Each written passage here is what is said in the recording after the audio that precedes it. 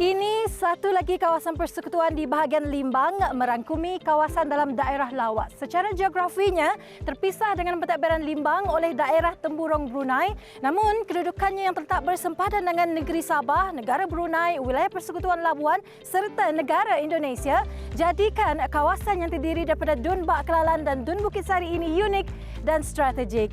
Ini P222 Lawas.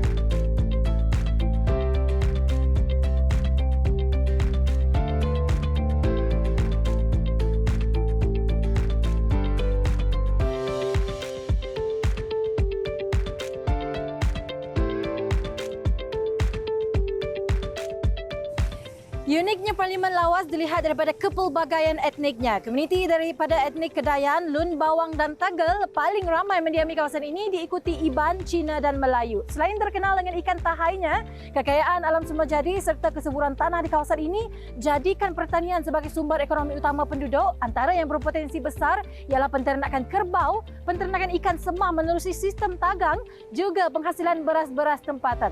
Manakala keindahan pantai, sungai sehinggalah tanah tingginya mempesonakan kedatangan pelancong, tempatkan parlimen ini sebagai antara kawasan eko pelancongan berpotensi besar di Malaysia. Parlimen Lawas diwakili oleh anak jati Lawas, kelahiran Kampung Long Tuan di perkampungan yang saya berada kini, iaitu Dato' Henry Sum Agong. Perkhidmatan cemerlang sebagai penjawat awam di awal kerjayanya membawa kepada lantikan beliau sebagai Setiausaha Majlis Daerah Lawas pada tahun 90-an sebelum seterusnya berkhidmat kepada rakyat pada 1999 bermula sebagai ahli Parlimen Bukit Mas selama 2 penggal sebelum parlimen tersebut dimansuhkan dan dipecahkan kepada parlimen yang kini diwakilinya iaitu Parlimen Lawas selama 3 penggal. Parlimen Lawas yang belum pernah diterajui oleh parti lain selain PBB yang kini mewakili GPS kekal kukuh bertapak sejak 2008 dengan kemenangan pada PRU 14 menyaksikan Dato' Henry Sum Agong membenamkan calon PKR diwakili Denny Piri dan calon bebas Muhammad Brahim dengan majoriti undi 6,000. Kedudukan Lawas yang terletak bersempadan dengan negara jiran dilihat sebagai satu kelebihan kepada masyarakat sama ada dari segi membekalkan hasil ekonomi keluar kawasan maupun mendapatkan pelbagai akses perkhidmatan dari luar kawasan. Namun untuk tidak bergantung kepada kelebihan di luar kawasan ini, pelbagai pembangunan telah dilaksanakan bagi meningkatkan kualiti hidup masyarakat Lawas.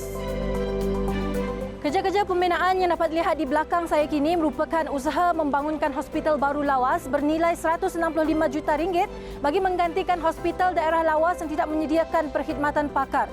Terletak bersebelahan saja dengan bangunan hospital lama, kerja-kerja peringkat awal bagi hospital baru ini seperti mendirikan curucuk sudah pun siap dijalankan dan sekarang ini setakat Jun 2022, kadar peratusan siap bagi keseluruhan projek ialah sebanyak 14.88%. Tidak perlu lagi ke hospital berdekatan di Miri, Limbang maupun Sabah untuk mendapatkan rujukan pakar. Siapnya hospital baru dengan kapasiti 76 katil berbanding 46 sebelum ini, perkhidmatan perubatan yang lebih kondusif serta moden untuk kemudahan masyarakat.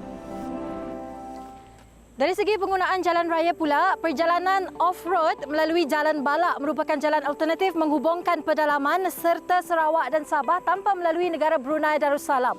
Menggantikan jalan bertanah berbatu ini nanti ialah jalan raya berturat menerusi pembinaan rangkaian Jalan Sarawak-Sabah SSLR. Pembinaan fasa pertama sudah pun bermula Disember 2021 melibatkan jajaran jalan bermula dari Lawas melalui Kampung Glugos, Long Ugoi, Long Sukang, Long Merarap berakhir ke persimpangan Long Lopeng sepanjang 77 km. Daripada kilometer 17 ini iaitu di Bukit Ugoi, di sebelah kanan saya kalau anda dapat lihat jalan sedia ada berbatu yang digunakan kini dengan perjalanan dari Lawas ke persimpangan Long Lopeng mengambil masa kira-kira 3 ke 4 jam.